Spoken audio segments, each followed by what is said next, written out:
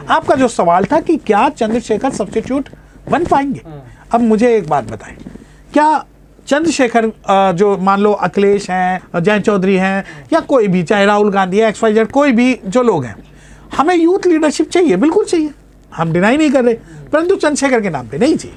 क्योंकि चंद्रशेखर के नाम पे इस वजह से नहीं चाहिए कि आप जब जिस पार्टी से आप स्पॉन्सर्ड हैं, जिस पार्टी की आप बात करते हैं, जिस पार्टी की आप विचारधारा की बात करते हैं, आप उस पार्टी की उस स्पॉन्सर्ड पार्टी या स्पॉन्सर्ड लोगों के खिलाफ क्यों नहीं बोलते? चंद्रशेखर में क्या दिक्कत नजर आती है? दिक्कत बिल्कुल नहीं है, वो समाज का नहीं है क्या? देखिए, अगर आपको लगता है कि मिशनरी है, तो मिशनरी वो होता है जो मिशन से जुड़ा हुआ होता है, जिसने कोई क्रांति की होती है, या क्रांति भी ना भी की हो, तो किसी कैडराइज बंदा हो जिसे सब चीज़ों के बारे में पता हो, जिसे प्रेजेंट, पास्ट और फ्यूचर पता हो।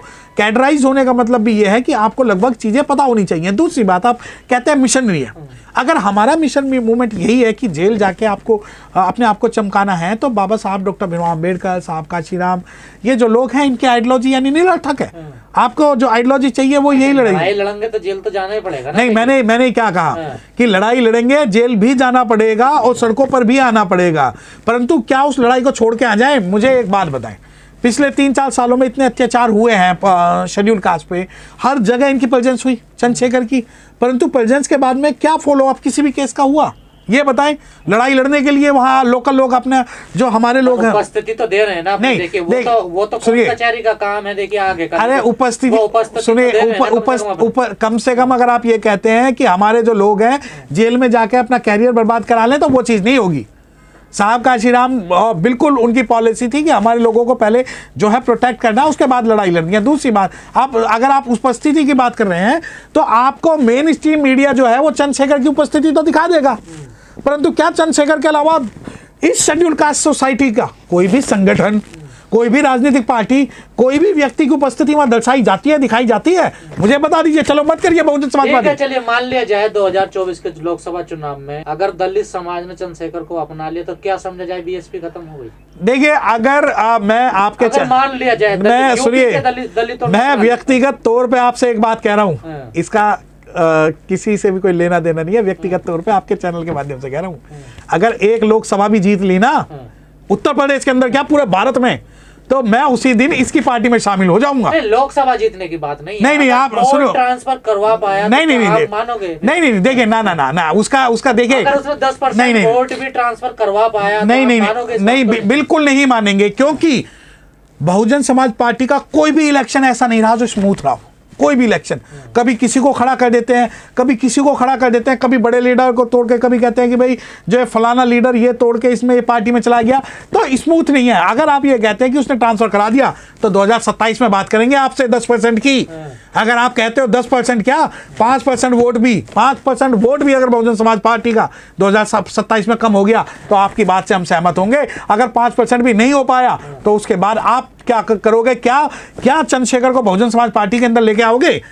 क्या वो बहुजन समाज पार्टी को सपोर्ट करेगा? बिल्कुल नहीं करेगा, क्योंकि उसका काम जो है सिर्फ उत्तर प्रदेश के अंदर जो हमारा महल बना हुआ है, उस महल की ईंटें गिराना है। तो आप भी तो नहीं अपनाते ना। वाह जी वाह, हम नहीं, आरोप लगा नहीं, क्या बात है, आप ये कहते हो हम नहीं अपनाते। आप अखिलेश से एक सीट मांगने के लिए 10 बार जा सकते हो, आप जयंत चौधरी के पास पैचअप करने के लिए जा सकते हो, परंतु बहन जी, जिसे आप अपनी बुआ जी कहते हैं, उसके पास जाने में आपकी नाक कटती है, और आप किस आधार पर यह बात कह सकते हो हम नहीं अपना सकते?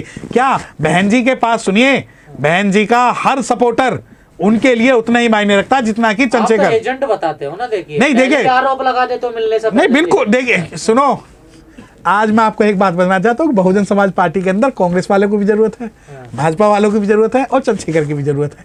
आप आके काम तो करिए। और रही बात बहुजन समाज पार्टी के किस प्रवक्ता ने यह बात बताई कि वो एजेंट है?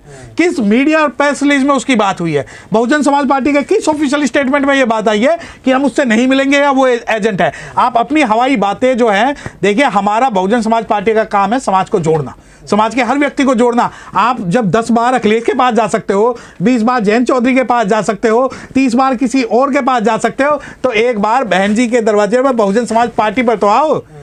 जहां आपका पसीना बहेगा बहुजन समाज पार्टी अपना खून बहाएगी, परंतु आपको पैदा किस लिए किया गया है?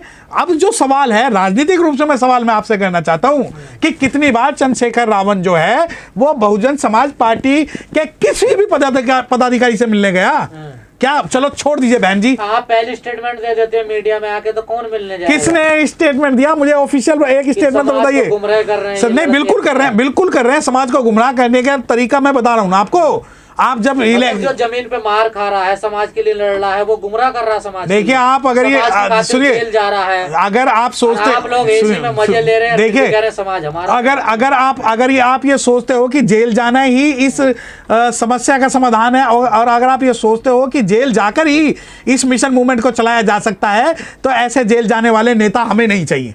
ठीक है, साहब काशीराम जो है वो जब भी अपनी लड़ाई लड़ते थे, साहब काशीराम की जब भी झगड़ा हुआ, जब भी बहन जी भी जेल गई हैं, साहब काशीराम साहब भी जेल गए हैं, परंतु इसका मतलब ये नहीं कि वो अननेसेसरी अपने आप को हीरो बनाने के लिए गए हैं। समाज की लड़ाई लड़ना, सड़कों पर लड़ना। आप एक बात बताइए, जब उस वक्त बहन जी और साहब काशीराम, आपको पता है बहन जी कितनी बार जेल गई है? परंतु आप ये बात नहीं बोलेंगे, बहन जी तो उस उम्र में जेल गई थी जिस उम्र में आपकी बीवियां बच्चे खिला रही हैं।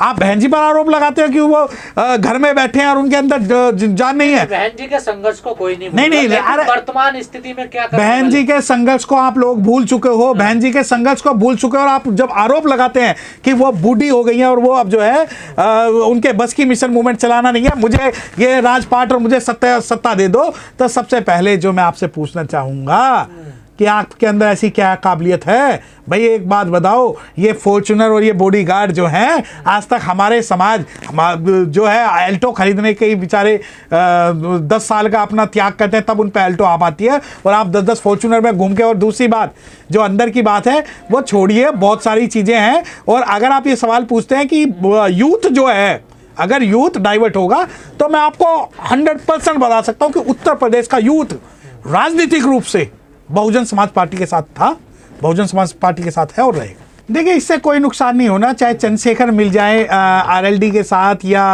अखिलेश के साथ। इससे तो बेहतर होता कि ये राहुल गांधी को अपने साथ मिला लेते, क्योंकि राहुल गांधी की जिस प्रकार ये कह रहे हैं कि यूथ जो मिलकर बीएसपी को खत्म करेंगे, तो अगर इनका टारगेट सिर्फ बीएसपी को खत्म करना है, तो इन्हें सबसे पहले ये देखना होगा कि ये किसके साथ पैचअप कर रहे हैं। आप उसी चंद्रशेखर की शायद बात कर रहे हैं जो एक वोट के लिए अखिलेश के सामने रो रहा था, है ना? और उसके बाद में आप ये सोचते हैं कि चंद्रशेखर के मिलने से, जो आज तक एक काउंसिलर सीट नहीं जीत पाया, जो आज तक एक विधानसभा नहीं जीत पाया, जिसने समाज के लोगों का इतना नुकसान किया है, अगर आप ये सोचते हैं कि समाज जो है सिर्फ चंद्रशेखर के जाने से बहुजन समाज पार्टी का विरोध करेगा, तो ये संभव उत्तर प्रदेश में तो कम से कम नहीं है। लेकिन यूथ तो साथ है ना। देखिए, चंद्रशेखर का नुकसान तो होगा। देखिए, यूथ साथ है, यूथ तो हमारा जो यूथ है वो सभी के साथ है। हमारा यूथ सबसे ज्यादा जो है बहुजन समाज पार्टी के साथ है। अगर आप ये सोचते हैं कि हमारा यूथ चंद्रशेखर की प्रोप्राइटरशिप है, तो मैं आपसे पूछना चाहता हूं कि कितने यूथ को आज तक चंद्रशेखर ने न्याय दिलवाया है? दूसरी बात, आप कहते हैं कि जो बीएसपी का यूथ है वो चंद्रशेखर के साथ है। अरे मुझे ये बात बताएं कि क्या यूथ की कोई जाति होती है? आप ये बता दें कि अगर यूथ चंद्रशेखर के साथ है, तो क्या जो non scheduled caste youth Bahujan Samaj के साथ जुड़ा हुआ है, क्या उसको आप तोड़ पाएंगे? और अगर आप ये कहते हैं कि यूथ चंद्रशेखर के साथ है, तो उसकी अपना जो संगठन है उसके अंदर कितने यूथ किस पद पे आप बता दीजिए। सिर्फ एक हवा चलाने का एक जब लोग काम करते हैं कि नहीं, पूरा का पूरा यूथ चंद्रशेखर के साथ है, अगर पूरा यूथ चंद्रशेखर के साथ होता तो दिल्ली के अंदर जितने सीटों पे ये काउंसिलर लड़े हैं वो सारे के सारे जीत जाते। आप क्या चंद्रशेखर की पार्टी का आपने दिल्ली का एनालिसिस किया? आप अब सवाल करेंगे नहीं, क्योंकि बसपा भी तो 1% पे रह गई, 16 से 1% पे आ गई, और आप टारगेट कर रहे हैं चंद्रशेखर को।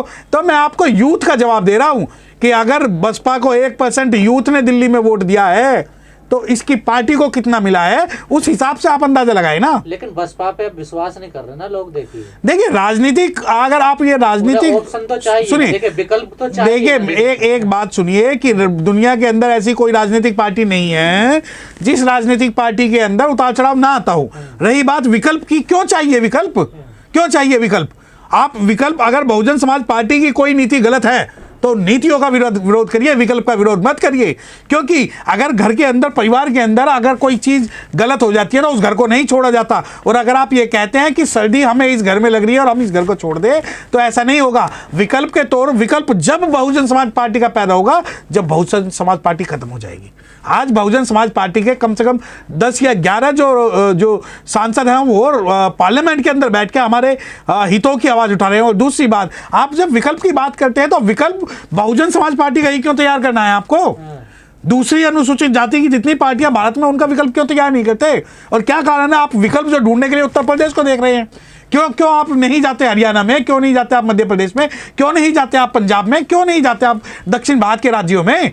परंतु आप विकल्प के तौर पे क्या चाहिए कि चंद्रशेखर को उत्तर प्रदेश में, क्योंकि उत्तर प्रदेश में एक जो बहुत मजबूत स्तंभ बहुजन समाज पार्टी का जो है अनुसूचित जाति के लोगों के पास है। देश के दलित जितने भी नेता हैं पूरे देश भर के, उनको उम्मीद उत्तर प्रदेश में नजर आती है ना, चाहे महाराष्ट्र के हों या कहीं के भी नेता हों, सबको उत्तर प्रदेश में। उत्तर प्रदेश में इसलिए जब आप विकल्प की राजनीति करते हैं तो विकल्प आप महाराष्ट्र के अंदर क्यों नहीं खोजते? आप महाराष्ट्र से 2-3 नेता आ जाते हैं, कहते हैं कि हम बाबा साहब डॉक्टर भीमराव अम्बेडकर साहब के रिश्तेदार हैं, परंतु हम राजनीति कहां करेंगे? हम उत्तर प्रदेश में राजनीति करेंगे, महाराष्ट्र के अंदर राजनीति नहीं करेंगे, क्योंकि बहन जी ने ये कर दिया, बसपा में ये बुराई, शेड्यूल कास्ट ये, शेड्यूल कास्ट वो। तो जब आप ये सारी चीजें देखते हैं तो विकल्प के तौर पे आप महाराष्ट्र को अपना केंद्र बनाओ ना, आप दिल्ली को अपना केंद्र बनाओ, आप हरियाणा को अपना केंद्र बनाओ, आप राजस्थान को अपना केंद्र बनाओ, आप पंजाब को अपना केंद्र बनाओ। इन सभी राज्यों में जो अनुसूचित जाति की जो पॉपुलेशन है वो बहुत ज्यादा है, जिसका मैंने आपको नाम लिया है। और दूसरी बात, जब आप कहते हैं कि नहीं विकल्प के तौर पर चंद्रशेखर, कौन चंद्रशेखर?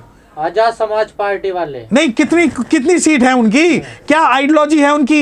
एक तरफ तो वो अखिलेश से एक वोट मांगते हैं, दूसरी तरफ उनके कांग्रेस के लीडर्स के साथ में जो है फंडिंग का आरोप लगता है, तीसरी तरफ जब वो एक तरफ कहते हैं ब्राह्मणवादी व्यवस्था को निस्तनाबूद कर दूंगा, दूसरे वो बैठ के हवन में अपना पूजा पाठ करते हैं, तीसरा वो कहते हैं कि भाई हमें सत्ता परिवर्तन करनी है और हमें लड़ाई लड़नी है। अरे सत्ता परिवर्तन करनी है तो आप इस पूरे भारत की सत्ता परिवर्तन करिए ना। आपको अगर संगठन बनाना है तो आप संगठन बनाइए। आप अगर यूथ जोड़ना है, आप यूथ पे एफआईआर करवाते हैं, अपने घर में जाकर सो जाते हैं, फिर वो यूथ बेचारा अपने एफआईआर देखता रहता है। उसके बाद में आप कहते हैं कि मैं इस बहुजन सेल्फ डिक्लेयर्ड जो मैं सबसे बड़ा नेता हूं इस बहुजन समाज का। देखिए, ये उनके लिए नेता होगा जिन्होंने मिशन बहुजन समाज के मिशन को नहीं पढ़ा। हमारे लिए नेता जब होगा जब संगठन तो चलाए, सड़कों पर संगठन चलाए, मिशन के नाम पर लोगों को जोड़े, परंतु राजनीतिक रूप से जब हमारा जो घर है, जो हमारी राजनीतिक पार्टी है, जो हमारी एक संस्था है जिसके कारण अच्छे से अच्छे आज हिल जाते हैं, उसके साथ मिलकर काम करें। आज जता रहे हैं कि दलित वोट हमें मिल जाए। देखिए, अखिलेश यादव वही हैं जिन्होंने सबसे पहले रिजर्वेशन प्रमोशन का विरोध किया। अखिलेश यादव वही हैं जो हमेशा शेड्यूल कास्ट विरोधी रहे। और अभी मैं आपको बताऊं, कल परसों अखिलेश यादव की वीडियो सर्कुलेट हो रही है, शायद आपने ना देखी हो, उस वीडियो को देखिए। और दूसरी बात कि इसके कंधे पे बंदूक रख के, अरे हमारा शेड्यूल कास्ट का जो वोटर है, मैं पूरे उत्तर प्रदेश के आपको बात बता रहा हूं कि अगर बहुजन समाज पार्टी के कुछ करप्ट लीडर्स को निकाल दिया जाए तो बहुजन समाज पार्टी से बड़ा कोई भी आज संस्था या संगठन नहीं है हमारे लोगों के पास जो हमारी आवाज जो उठा सके। दूसरी बात, जो विश्वास खोया है बीएसपी ने वो वापस नहीं, देखिए बीएसपी ने, मैं अगर आप संस्था और व्यक्ति को एक मत कीजिए। सबसे पहले मैं आपको ये बात बताना चाहता हूं कि जो संस्था होती है, संस्था बहुजन समाज पार्टी है। व्यक्ति जो लीडर्स हैं, बहुत सारे लीडर्स हैं जो नीचे की बात, जो हमारी और आपकी आवाज मानते, विश्वास तो खत्म हुआ ना। नहीं, लोगों का विश्वास बीएसपी से खत्म नहीं हुआ। लोगों का विश्वास उन नेताओं से खत्म हुआ है जो नेता अपॉर्चुनिटी के लिए बहुजन समाज पार्टी में आ रहे हैं और अपना पेट भर के, अपनी जेब भर के बहुजन समाज पार्टी को बदनाम करके जा रहे हैं। अब जो देखिए, vote percentage Bahujan Samaj party का जब 2019 में विधानसभा इलेक्शन हुआ था कम नहीं हुआ था, ये बात सही है कि हमें सिर्फ एक सीट मिली, परंतु वोट परसेंटेज बढ़ा था। 2024 में जब लोकसभा हमारा इलेक्शन होगा उत्तर प्रदेश के अंदर, अगर बहुजन समाज पार्टी का वोट परसेंटेज डाउन गया, या 2027 में जब विधानसभा इलेक्शन होगा और 2027 में अगर वोट परसेंटेज डाउन गया, तो मैं आपकी बात मानूंगा कि बहुजन समाज पार्टी ने अपना जो अपनी आइडियोलॉजी है या उसके अंदर जो लोगों का फेथ है वो कम हुआ है।